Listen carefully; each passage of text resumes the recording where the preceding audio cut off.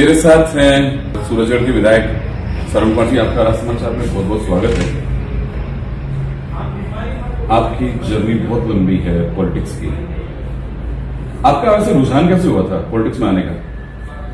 Politics में रुझान तो इसलिए हुआ कि कुछ लोग सामाजिक तत्व सरपंच के रूप में आया था मैं, तो वो लोगों से ये कहते थे कि सरपंच से बात करने के लिए किसी व्यक्ति को साथ लेके आए थे। मैं सुनता था कि सरपंच से लोकतंत्र की भाषा ये है, लोगों को तंत्र मिला होना चाहिए, उसका नाम ही लोकतंत्र मिला है। और वो लोग जो लोगों को मिलने में ही कंसेशन करते थे, तो मेरा सोच था कि हम जनता को ये बताना चाहते हैं लोकतंत्र में लोगों से मिलने के लिए किसी बिचौले की जरूरत नहीं।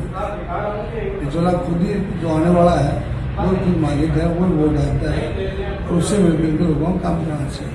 तो ये मैंने 80वीं यात्रा शुरू की थी सरपंच के रूप में। वो यात्रा आज भी मेरी जारी है 38 साल से। और मेरा सोच भी यही है कि लोकतंत्र में लोगों से मिलने में किसी बिचौले की जरूरत नहीं होती है।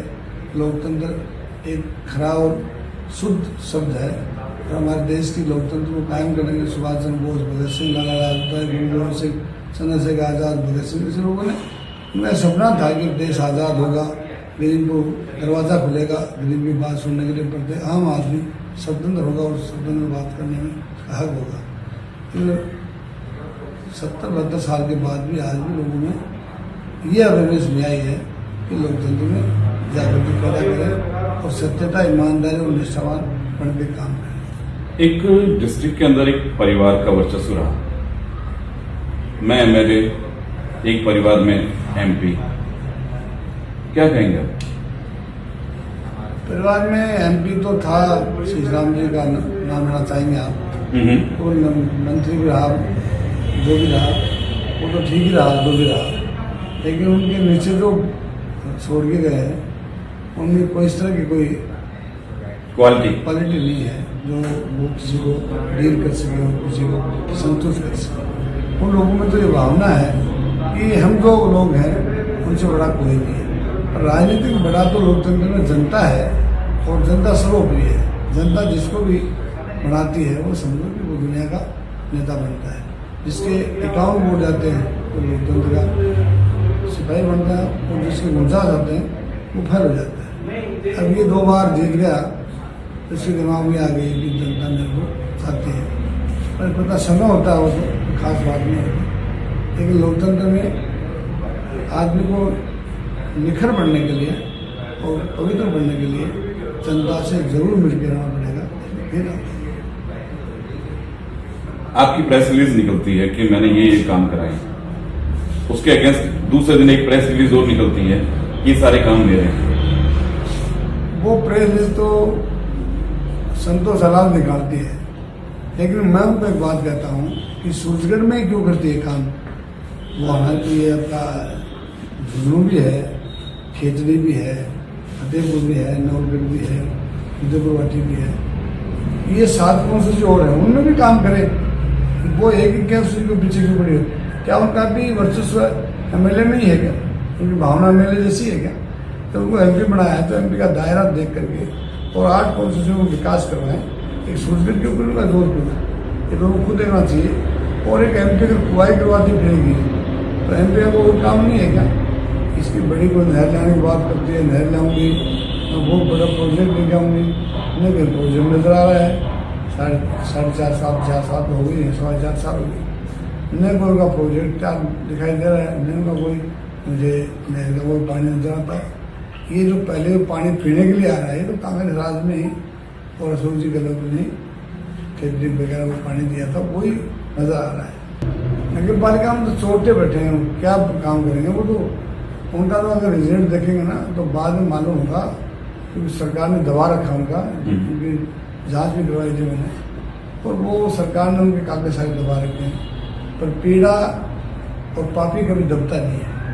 पीड़ा लोगों की तरफ दबा के ड्रा कर दो, ये लोग उसके बाद बाहर आएंगे, और पाप है वो कितना भी छुपा ले तो छुपता नहीं है। आप सबसे सीनियर विधायक है जिले के अंदर, सही देखा जाए तो इस बार आपको एमपी के लिए टिकट मिलती है? अगर एमपी के लिए टिकट देते हैं तो मुझे कहीं दिक्कत नहीं है, और जनता की मांग है तो उसको जनता चाहेगी, तो उससे बड़ा कोई दूसरा जादूगर है नहीं। जनता हमारे लिए वोटर्स ही जादूगर है, और जनता ही उसका फैसला करती है। अगर टिकट देंगे चुनाव लड़ेंगे, नहीं टिकट देंगे। हाँ, वैसे जनता जादूगर तो है कि जब एक सीनियर लीडर दिगंबर से वो आपके सामने हाथ चले, पूरे शासन बैठा, वो शासन की परवाह हमारे सूरजगढ़ के लोग नहीं करते हैं।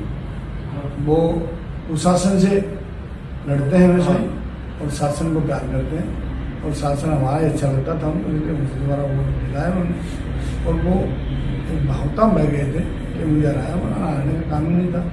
पर एक बार 15 लाख नौकरियाँ, काला धन, इस सब इन्होंने जो गुमराह किया, ये गुमराह हो गई जनता। एक बार उन्होंने गलती खाई।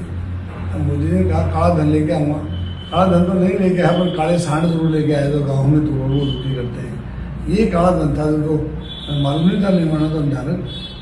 अब मोदी कहाँ काला धन लेके आ गया, कहाँ बना लोगों को, ये कहते हैं इसका डेवलपमेंट कर रहे हैं।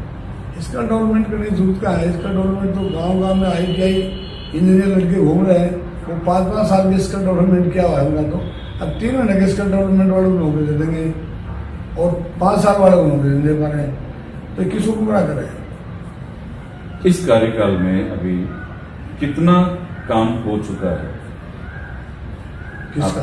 आपका? मैं तो पूरा काम लोगों की शिक्षा, सड़क, पानी, बिजली, जो मैं कर सकता था वो मैंने किया है, और मेरी जनता संतुष्ट भी है कि राज में होते हुए लोगों ने काम भी किए हैं। तो लोगों को आने वालों में पहला उद्देश्य मेरा सड़क, बिजली, पानी, शिक्षा और शिक्षा, इनका मेरा हमेशा मूवमेंट रहता है। गरीब की बात सुनने में हमेशा ध्यान रहता है, और मैं इस भ्रष्टाचार के खिलाफ हूँ, भ्रष्टाचार के लिए लड़ रहा हूँ, और जनता इस बात को मानती है। और कुछ है सामाजिक तत्व 2% बुराई भी करते हैं, तो उसकी परवाह इसलिए नहीं करता हूँ। वो तो दुनिया में आए इसलिए हैं कि बुराई करने के लिए और किसी का कपड़े उठाने के लिए, तो उनका मैं मुझे ध्यान नहीं रखता हूँ। पर 98% जो अच्छे लोग हैं वो लोग चाहते हैं, और मैं समझता हूँ कि अच्छे लोगों से ही मिलकर के देश को आगे बढ़ाने में हमारा उद्देश्य होना चाहिए। ये जो कपड़े खींचने वाले लोग हैं इनकी परवाह नहीं है। सही कहा सरव कुमार जी ने कि कपड़े खींचने वाले लोगों की परवाह नहीं करनी चाहिए, और एक ही उद्देश्य है कि देश आगे कैसे बढ़े। आपने राज समाचार से बात की, उसके लिए बहुत बहुत धन्यवाद।